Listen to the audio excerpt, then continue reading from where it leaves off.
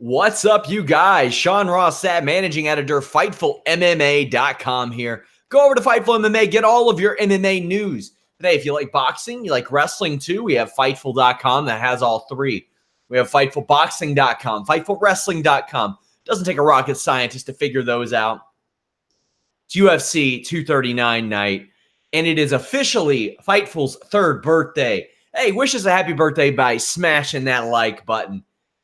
Tippy-tapping just a little on that subscribe button. And how about you visit FightfulMMA.com? Give us a follow at Fightful MMA and at Fightful. Without further ado, UFC 239. My God, there was some stuff that happened tonight, my friends. We're going to talk more about that stuff Tuesday on the Fightful MMA podcast with Showdown Joe Ferraro. We're there every Tuesday, 2 p.m. Eastern. So make sure you guys tune in. I always call it the most non-BS, the most no BS MMA show there is. I'm not saying other shows are full of BS. I'm just saying we cut right through it all. Not worrying about burning bridges in the MMA world. Let's talk about this show. Julia Avila defeated Pannie Kianzad. This was all Julia Avila. This was just hers. It was her UFC debut. She had been finishing people with regularity outside of the UFC, and she didn't get that done tonight. But she had a very, very good performance against a name that a lot of people knew in Pannie Kianzad. Now, Avila was heavily favored coming into this, a minus 250. So this wasn't that much of a surprise. But, hey, to those that didn't know her name, maybe it was. She doesn't have any amateur losses. Her only pro loss was via a hand injury early into a fight last year. So she takes home a big win. Now, a huge, huge upset on this show. Ismail Nardaev got beaten. He was a minus 570 over the plus 435 Chance Rencounter. Rencounter, the sizable underdog, won his second fight in a row after dropping his debut to Bilal Muhammad. But, I mean, after Nardaev beat Tractor Prazeres like that, this was a bit of a surprise to see unfold. I mean, one scorecard had it 30-27, one 29-28, one is 29-27. Which I kind of like that because I like the discrepancy in scoring a little bit unless it's just completely ridiculous. But all things considered, I think that Chance Rencounter looked pretty good, especially considering the quality of his opponent. Joseph Boza mentioned that Julia was supposed to face Melissa Gatto. Yeah, not a ton of people probably knew that going in, though. So, I mean, this is a new name, and Pannie wasn't exactly a new name to UFC viewers, at least those that watch the Fight Pass prelims with regularity. But I want to talk about a fight that actually matters. Edmund Shabazian, who was, again, a major favorite, a minus 570 over the plus 480 Jack Marshman. This was such a one-sided ass whipping. These betting lines were very correct. After a couple of striking exchanges, Shabazian was able to take down Marshman, uses some good ground and pound, and taps him out with the quickness. Shabazian is 21 years old and is now 3-0 in the UFC and has another 42nd win on Contender Series.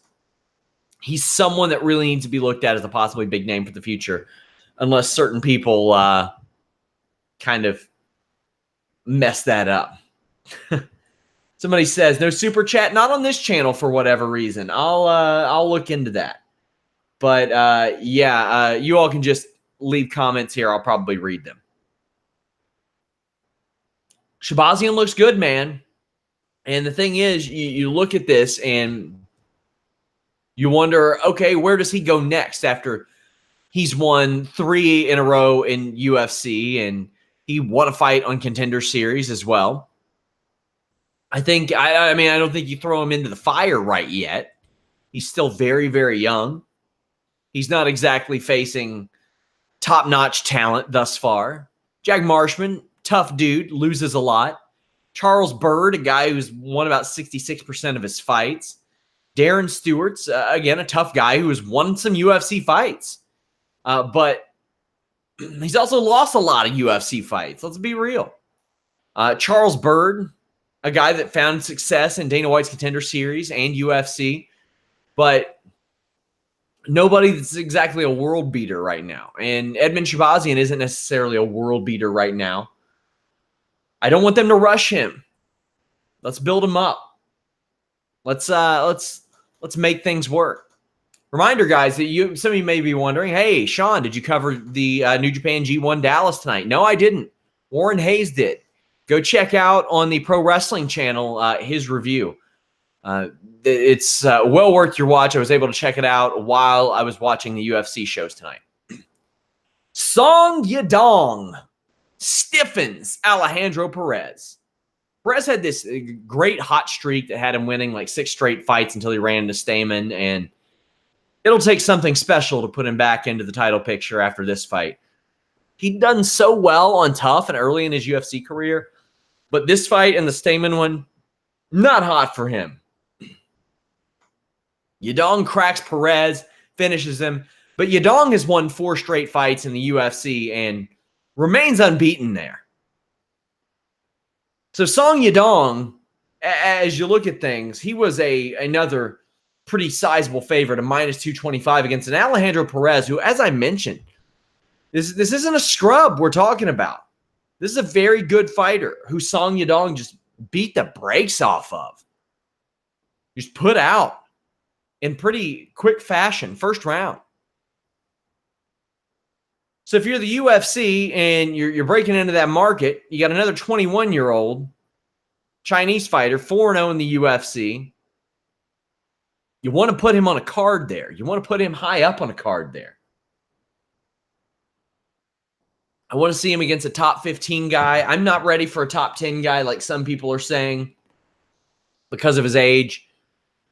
I don't think a 21-year-old has a business facing a top 10 guy right now. So I would love to see something else. And I mean, this is him fresh off a knee injury too. This fight's supposed to happen at UFC 235, Jones' last show. But Song Yadong had that knee injury that forced this fight, I think 4 months later. Yeah, it was supposed to happen in March. And he didn't sell that at all. Number 5, Claudia Gadelha defeated number 14, Randa Marcos. This is a Claudia Gadelha fight. Going to hit you with some perhaps interesting stats here. Claudia Gadelha has never won 3 straight fights in the UFC. She has only won 2 straight fights in the UFC 1 time. Other than that, it's been win-loss, win-loss, win-loss. Outside of the Courtney Casey, Carolina Kowalkiewicz fights after she lost her title fight, she has not won back-to-back fights. She got her title fight off of a split decision loss to Joanna and a win over Jessica Aguilar. One of her fights won throughout all this time.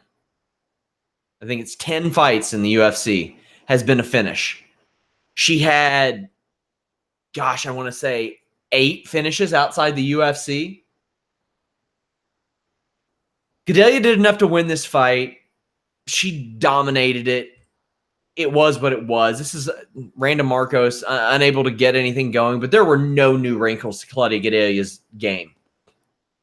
There wasn't anything that I was looking at and saying, man, you know what? After she lost to Jessica Andrade a couple years ago, even though it was fight of the night, I want to see that fight again. No. And I don't know what a finish over Carolina Kowalkiewicz means anymore. I know what it meant in 2017, and it sure as hell meant a lot more than it does now. Nothing about this fight really stood out to me. The same could not be said as Marlon Vera defeated Hernandez via submission, rear naked choke, round 2. This first round was a whole lot of fun, man. Whole lot of fun. Vera applied several submissions on the ground. The chain was particularly great. He went from armbar to a bicep crusher, almost to a triangle choke, but Hernandez was throwing some nice ground and pound there. In round 2, Vera straight up just landed a running knee. I don't want to say flattened Hernandez, but knocked Hernandez down enough for Vera to capitalize and get a rear naked choke. This was a really great finish. And in my mind, It's time for a top 10 for Vera, but let's break down that finish again. Marlon, Marlon beat this guy the way that he was supposed to. Short notice fight. Ran into a little bit of trouble. Wasn't as easy as he probably thought it would be. I don't know if he thought it would be. As I thought it would be. Marlon Vera, the minus 470 over the plus 375. By the way, Gedalia was a minus 200 against Marcos, the plus 170. But that chain of submissions where Vera went for the bicep crusher, I admire that. You don't see a lot of bicep crushers in MMA fights, even attempted, much less working out. So the fact that he went for one, hey, if you're going to fight a guy like this that you're supposed to beat, and you're supposed to beat pretty handedly, do something flashy, do something special, do something that stands out. He didn't get it, but hey, his finish worked out. A running knee that landed, it looked like he landed more to the chest and kind of knocked Hernandez down. Vera was able to latch to Hernandez's back, sink in that rear naked choke. This was really good. Now, something you all might not know about Vera. Vera is the first UFC bantamweight to win 4 fights in a row via finish. 26 years old. UFC's got to push this guy. And I mean, this is a guy who was losing as of last year. He got beat by John Lineker. He got beat by Douglas Andrade over a 4-month period. But even before that, I think he'd been in the UFC for a while. He's been in the UFC since I think he was 21. It didn't start off so hot for him. I think he was 4-4. But he had a great streak. He beat Brian Kelleher. He beat Brad Pickett. He beat some good guys. But now, in the past year, 11 months, he's really put it together. 4 finishes in 11 months. Not only that, he just had a bad streak, too. He was supposed to fight Sean O'Malley, and O'Malley got flagged by the NSAC, and he fell ill before he was supposed to fight Frankie Saenz, and then they rescheduled that for a few weeks later. And that fight was originally supposed to be Thomas Almeida.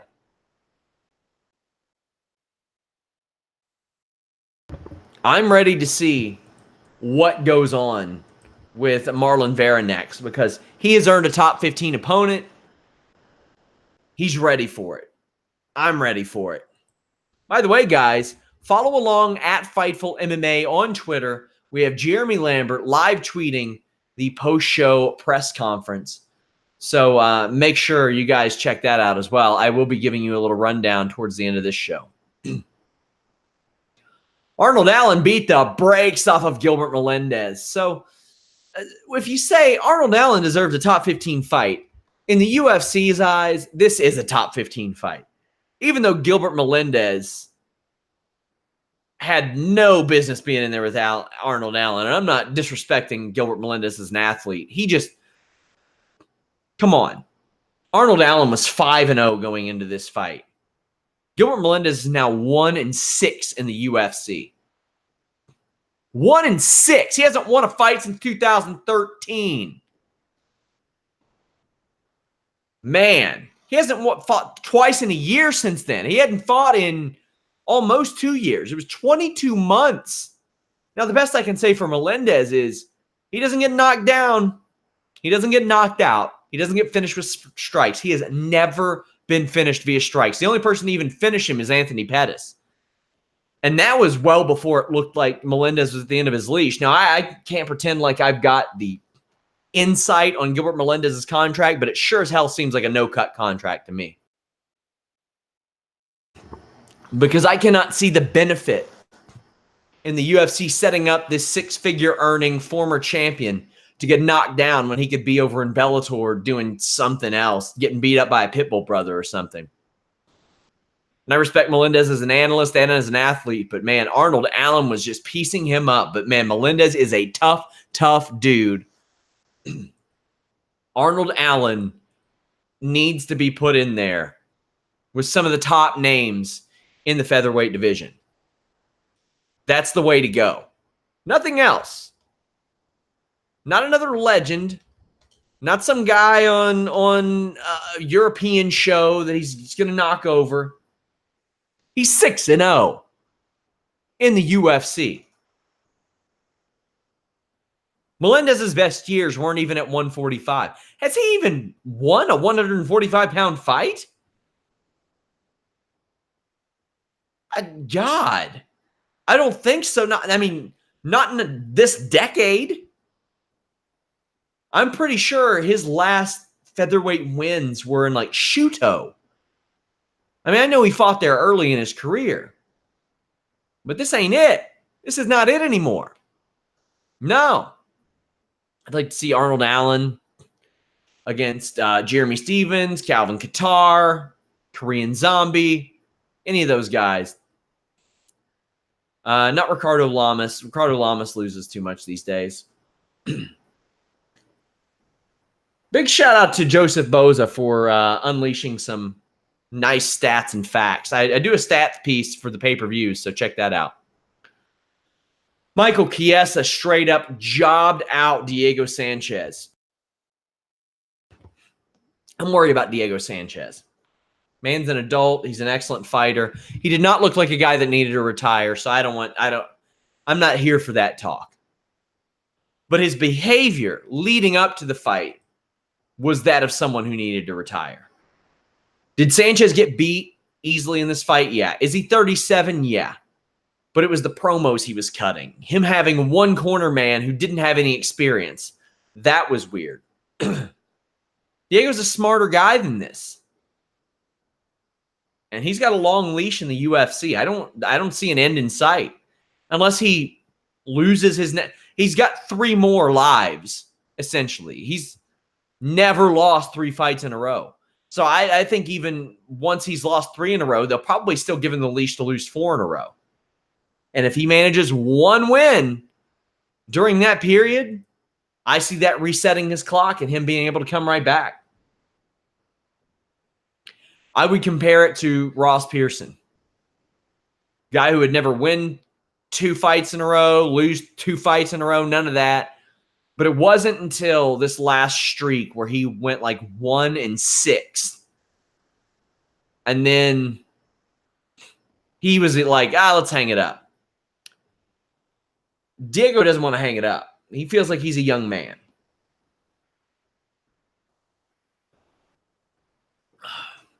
I understand he had a falling out with Jackson Wink, but man, I hope somebody that cares about Diego Sanchez, and hey, as a journalist, as a media member, I care about Diego Sanchez. I want him to be okay. Somebody in his personal life should reach out to him and say, hey, man, I care about you. What's going on? Somebody from Jackson should do it. Maybe Cerrone should do it since he parted with Jackson. Just somebody, a friend. My God. Chiesa looked great.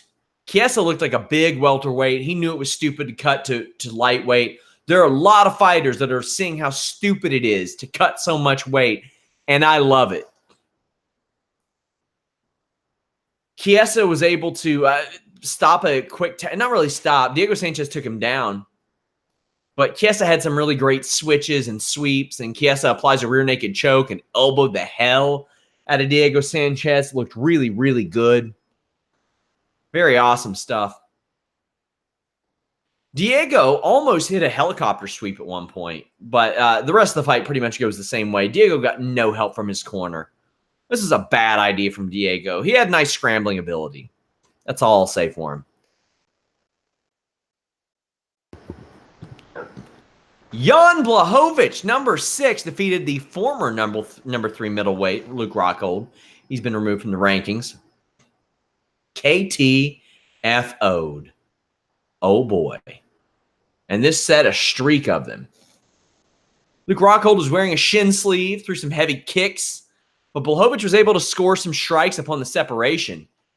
And at the end of the first round, it was after the bell. You can say that Jan threw it as the bell was ringing, and I could see that. But Blachowicz threw a head kick that staggered Rockhold, and Rockhold was never quite the same. It was nasty. Herb Dean said it was initiated at the bell, but either way, Rockhold was wobbled, came out aggressive in round 2. But that whole being off for a year and a half and still asking for title shots thing didn't work. Blachowicz flattened Rockhold. Flattened him. And for everybody saying that this was a joke of a fight, saying that this wasn't a competitive fight, didn't know who the hell Jan Blachowicz was. Now you do. You got to put some respect on that man's name, and he had earned it before this. Is he a top-of-the-line championship-level fighter? No, I don't see it. I really don't see it. But do I see Blachowicz as worthy of fighting a guy who has won 1 fight since 2016? You damn right I do. Now he's won 5 out of his last 6. He beat that jobber Krylov. He beat Jimmy Manuwa. Beat Jared Cannonier, pretty good fighter. Had 3 performance of the night bonuses along the way and probably should get one tonight, but who knows with the way that this card went. This guy has some real good wins. Goran Relic was a decent win, but Ilir Latifi, when he made his UFC debut, was a good one. He's got some good wins. He, outside of maybe that KSW run, I would say this is the best of Blachowicz's career. But granted, you know, when I say that KSW run, that's because he was light heavyweight champion. He was their big guy. He avenged that loss to Sokaju and then beat like some familiar UFC names like Mario Miranda, Alexander Relic. But he wasn't finishing those guys. He finished Devin Clark. He finished Nikita Krylov. He finished Luke Rockhold.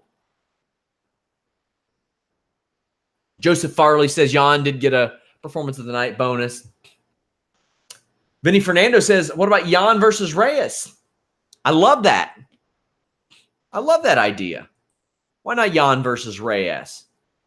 I don't think Reyes has a fight scheduled yet. I believe Glover is fighting Krylov. God bless Krylov. What the hell are you doing? What are you doing? Corey Anderson is out there. I know he wants a title shot. You got Anthony Smith out there. They haven't fought yet. Love the new blood in the UFC light heavyweight division. Hey, and I hope Luke Rockhold comes back too. But if I thought, I would not be surprised to see Luke Rockhold either never fight again or not fight this year.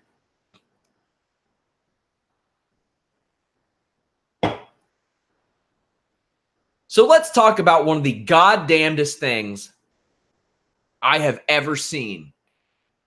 And God, I've probably covered and trained MMA for over a decade, and I have never seen anything quite like this. So, full disclosure. Longtime viewers of the Fightful MMA podcast know of a man named Nikita Krylov, friend. That's my good friend Corey Cropper. He came over. He enjoyed the fights with me tonight while I did some work. As the intros for Ben Askren versus Masvidal start, I go take a piss. Or they're ending. Masvidal's having his name read. I go take a piss. I come back and jokingly, sarcastically say, Masvidal knock his ass out yet? And I re-enter the room and see Askren laying on the ground. Stiff as a dick on Blue Chew. Just poor guy. Glad he's okay. This was the most unbelievable knockout I think I've ever seen in MMA, all things considered. And I've seen a lot of them. And hey, it's a subjective thing. Don't crap on me too hard, please.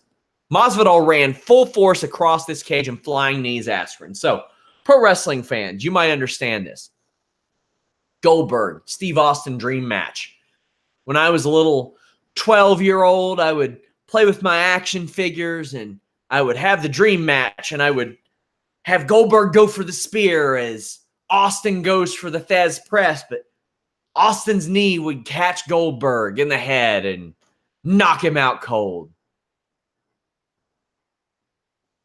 Played out just like this. It is possible. Masvidal wasn't going for a Thez press, though. He was going for a flying knee. Askren didn't hesitate. He shot for a takedown midair. Ate it. That's it. What more is there to break down? Whoo, boy. As we say here on the Fightful MMA podcast, that'll do it. Masvidal's fight or post-fight interview was stuff of legend. Joe Rogan says, Masvidal, why'd you go for a flying knee? And Masvidal says, because he's a bum. Okay. Wow.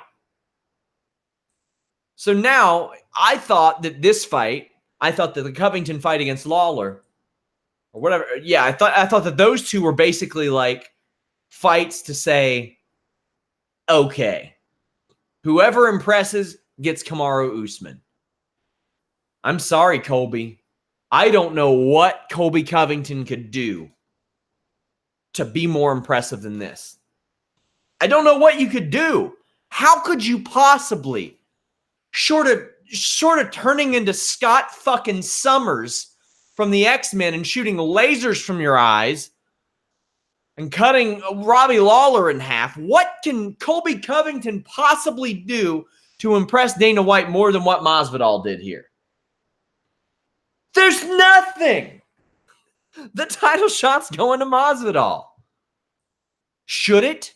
No, I think Colby Covington should probably get that title shot. He's earned it. I would not hate to see the fight that made a lot of sense before this. Masvidal versus Edwards. I think this fight should have been Masvidal versus Edwards. Meanwhile, I think it should have been Covington versus Usman. Meanwhile, I think it should have been Askren versus Lawler too. Now, the beauty of this is, assuming that Askren fights again, he ain't a spring chicken, my friends. Assuming that he fights again after this, and Askren's a winner. I don't think he wants to go out like this. I don't think he wants to go out and seem like a front runner. You can call him a troll. You can call him whatever you want. You can always call him a winner because he is a winner. Not tonight, but usually. I would run back Lawler versus Askren no matter what. Because if Lawler beats Covington in, 4 weeks, then that's Lawler's first win since 2017. And he's like 2-2 in his last 4, 2-3 in his last 5. He doesn't deserve a title shot. He doesn't deserve a fight with Covington. I would have rather Covington fought Leon Edwards. Lawler just doesn't fit into this title picture. But if you're booking this as a tune-up fight, so to speak, to keep Covington ready for a title shot or a big fight, I'm okay with that. But Robbie Lawler ain't nobody's tune-up fight. I would love to see Askren versus Lawler. I would love to see Covington versus Usman because that's the fight that should happen. But it's probably going to be Masvidal versus Usman. And after this, can I blame the UFC if they went to Masvidal? No, I would understand it. Now, hey, Masvidal did just, he's 2-2 in his last 4, but he's coming off of the fastest knockout in UFC history, and he's coming off a fight with Darren Till, which was performance of the night, fight of the night. He's beaten Donald Cerrone. He's beaten some good names, but hey, my God. My God is what I'll say about Amanda Nunes, the greatest female fighter in MMA history. Although I do believe that Valentina Shevchenko has something to say about that. But Amanda Nunes is without doubt the most decorated woman in UFC history, women's MMA history. She's better than Ronda Rousey. She beat her. She's better than Chris Cyborg. She beat her. She, on paper, is better than Valentina Shevchenko. She beat her twice. She's beaten former UFC flyweight, every bantamweight, and every featherweight champion. She's beaten every Bellator featherweight champion. Amanda Nunes landed a really quick trip on Holly Holm. Holm got up, landed some short punches on the way. I was worried that when Nunes took on Holm, that Nunes maybe wouldn't be able to implement her low kick. She did. But a head kick dropped Holm, and Nunes followed up with strikes to put Holm away. She's now beaten every single UFC bantamweight and featherweight champion. She is the greatest of all time. There is no disputing it. Now, Nikita Krylov fan was over here, and he's like, that division's done. I don't think so. One, Amanda Nunes wants to defend her title, and if Felicia Spencer beats Chris Cyborg, that'll happen. For sure. I know that Kat Zingano defeated Beatable, but if I were Kat Zingano, I'd be more worried about winning fights than tweeting. Because you know how you don't get fights? Winning one fight since 2015. Going 1-4.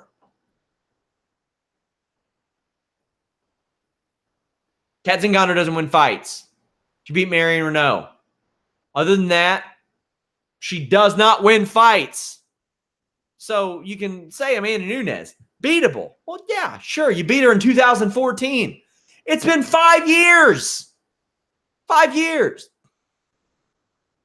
Or Alexis Davis and Sarah DeLalio and who the hell was that? Anna Maria India tweeting beatable. Yeah, probably somewhere. But I mean, Sarah DeLalio ain't fought in 2 years, and she's got more wins since 2014 than Kat Zingano. She's got 4 of them. A woman who is 11-7 has 4 more wins since Nunes versus Zingano than Zingano does. Cool. Go win some fights, Kat. You'll probably get the fight. All you got to do is win 1 or 2, especially at featherweight. Damn, man. Win fights. Amanda Nunes is the GOAT, man. She is the best. The best. You also have Caitlin Vieira there. You have Aspen Ladd there. You have some names that are emerging. Let's talk about the main event. Jon Jones, split decision win over Thiago Santos. I actually had this 48-47 Santos. But hey, man, I get it. If you listen to commentary, you would assume that Santos's leg was just obliterated. Obliterated. I didn't think so. Santos won on about 20% of media scorecards, but how about this? 62% of fan scorecards.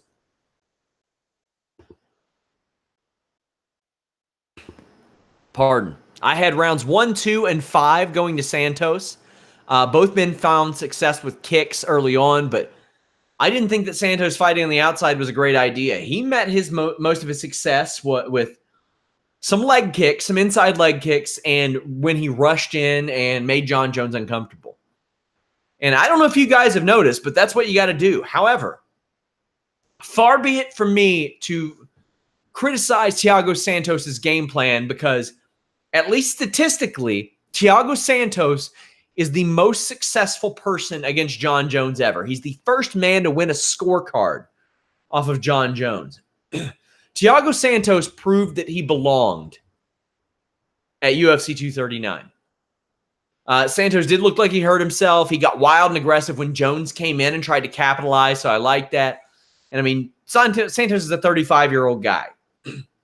Again, not a youngin'. But he landed some good punches. I had him winning that first round. And just because somebody's on one leg doesn't mean you can write him off. Robert Whittaker won a title on one leg.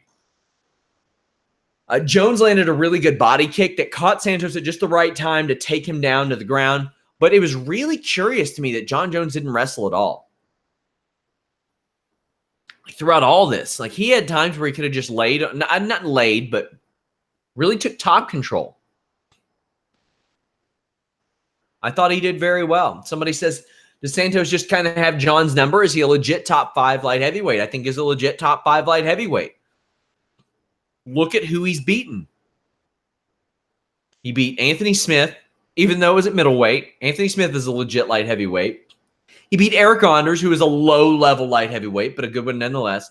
Jimmy Manuwa put him away. But Jan Blachowicz I look at him hanging with John Jones, beating Jan Blachowicz, and beating Anthony Smith, even though it was at middleweight. I put stock into that. Next, I would love to see him get a 205-pound fight with David Branch and see if he can't avenge that. If you want to kind of just put him back into the fold. But hey, Dave Branch has lost 2 straight fights, so I understand if you don't want to. I'm interested to see how you guys scored this fight. Scorecards all over the place. I can't be talked out of the idea of John Jones perhaps winning that fight. It was a very close fight. A very close fight.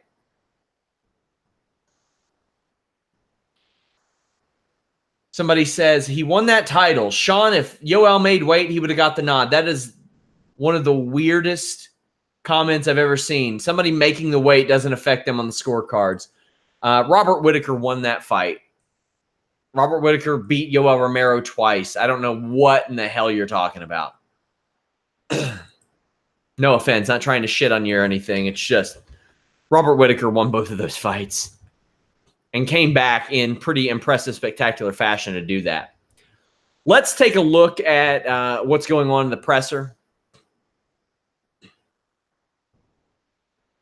Masvidal says that Askren fell for the bait. He thought it was going to be a 3-piece. He got the whole MGM Grand Buffet to the face. Says that Askren doesn't have ethics or guidelines. We're talking about their gym session from years ago. Says Askren only held him down in the gym. Says his face is a magnet to crotches. There's a heavy price to pay for that. This crotch ain't for dudes. The rumors say I was in a fight, but I wasn't. Masvidal won the title fight ASAP. Wanted to bust up Askren and make him piss blood. Says the extra punches were necessary because the ref had not pulled him off. Says anyone criticizing him should go back to watching soccer. Damn.